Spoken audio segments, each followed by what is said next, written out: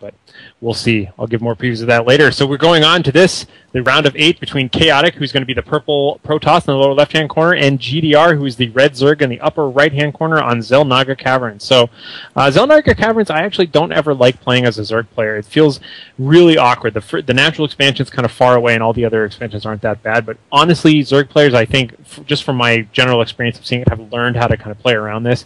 And it ends up not being that much of a hindrance, even though from a map analysis level it seems like it kind of is. So I'm curious to see that. You'll notice tonight that the theme is Zerg versus Protoss. It's the goddamn only game that we see. For some reason in SC Reddit, we see very few Terran players. Now thankfully we've got Yuloth is a great Terran player, and we've got a few random players.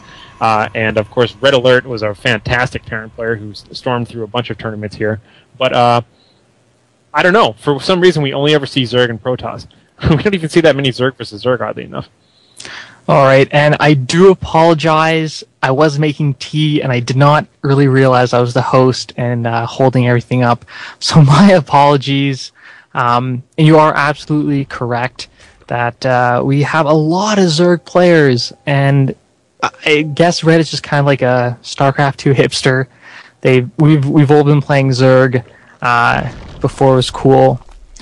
I am a Terran player though, so unfortunately I'm not that great, so I can't really play instruments. Walling off with the pylon and that gateway I don't really agree with, but fast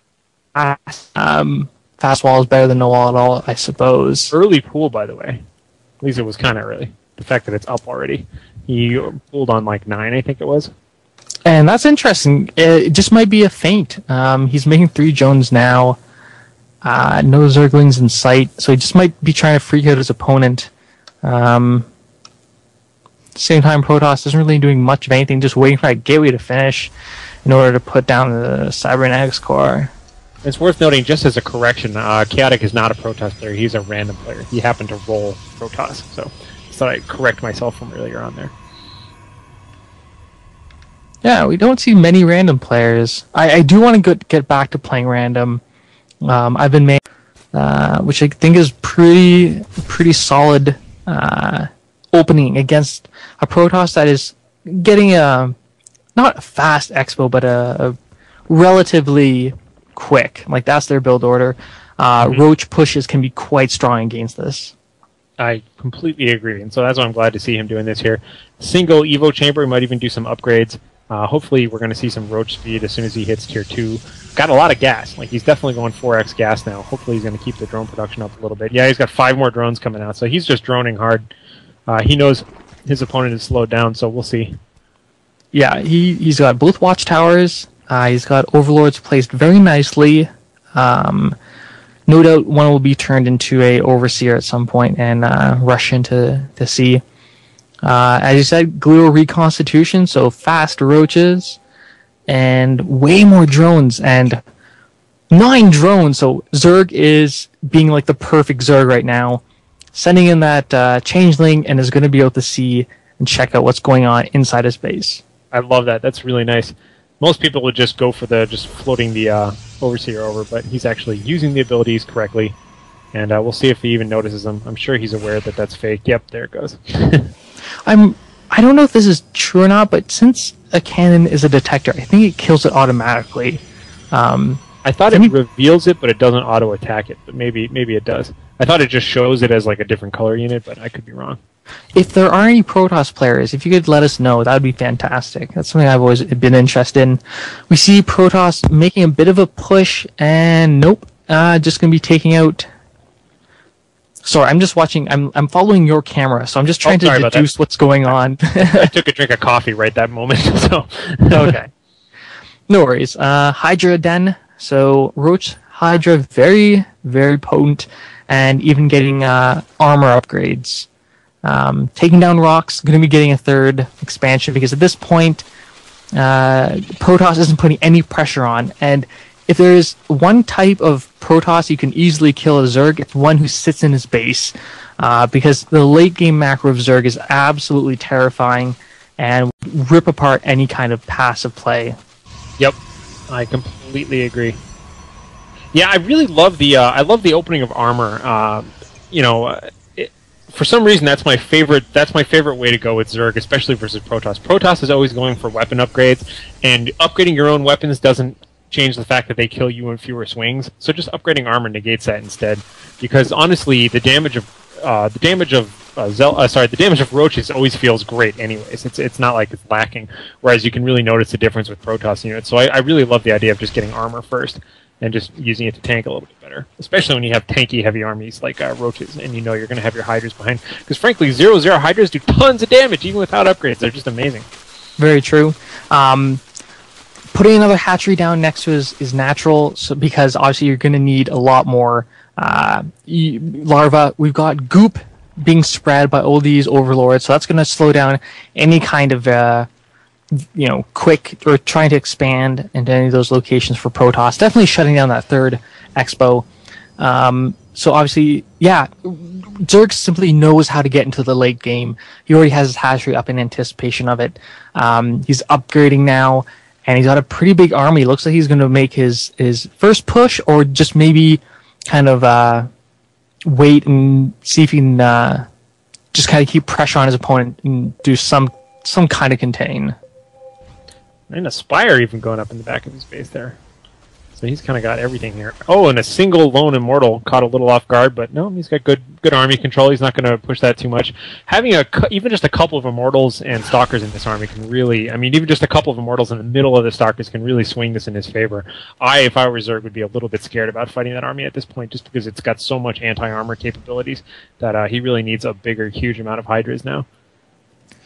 Yeah, and Immortals always get focus fire down, so that allows all the other units to do their damage.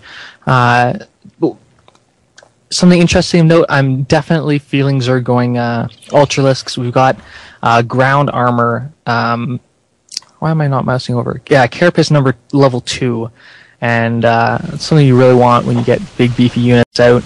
Bit of an engagement now.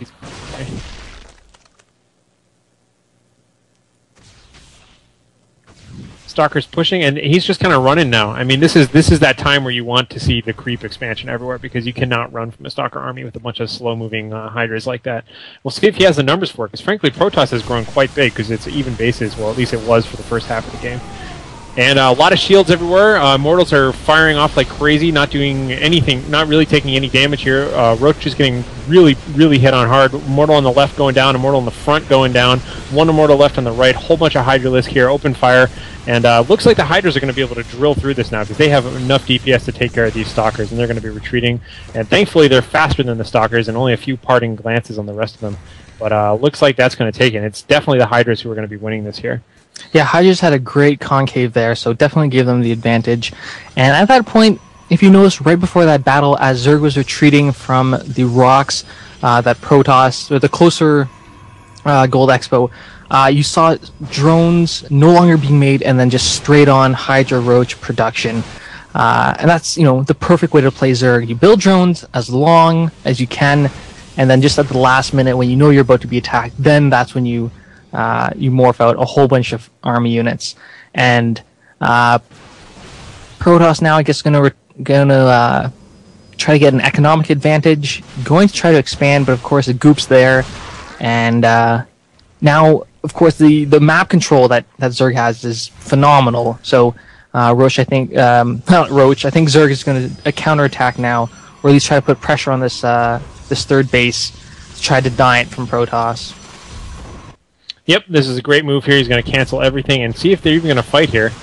Roach is taking the brunt of the force here. Shield going up, good idea. Guardian shield popping up there. And I just don't think Zerg has good positioning here. He's a little bit cramped, and gigantic concave going on by the Stalkers. But the Stalkers kind of repositioning a little bit. Hydra's still focus firing like crazy. He's got a lot of damage, but he just doesn't have the concave. He's going to have to get out of there before he sacrifices his whole army.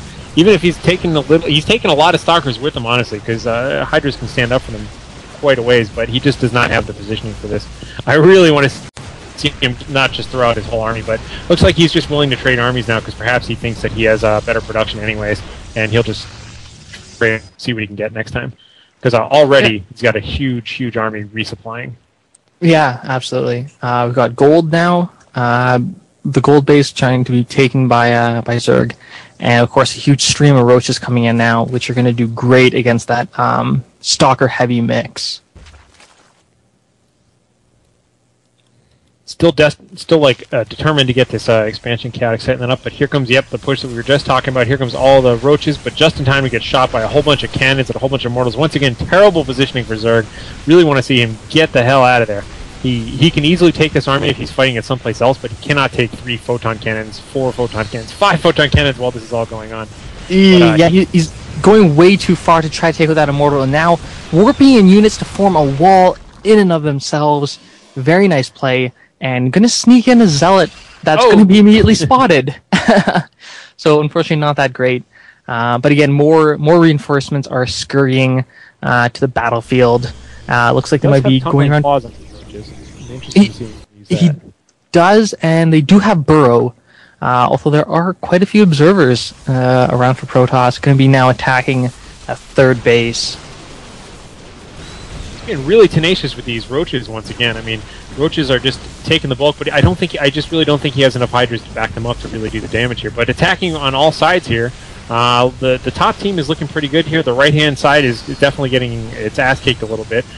Plenty of stalkers to go around, but man, it's a pretty even battle so far. What with all the immortals having been killed last time, he's really just going to drive this one